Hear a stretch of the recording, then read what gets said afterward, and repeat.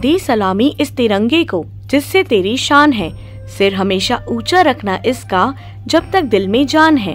राजू कुरैशी, अंबागढ़ चौकी, अल्पसंख्यक भाजपा जिला महामंत्री की ओर से आजादी के पर्व अमृत महोत्सव व 75वें स्वतंत्रता दिवस की सभी प्रदेशवासियों को हार्दिक बधाई एवं शुभकामनाएं।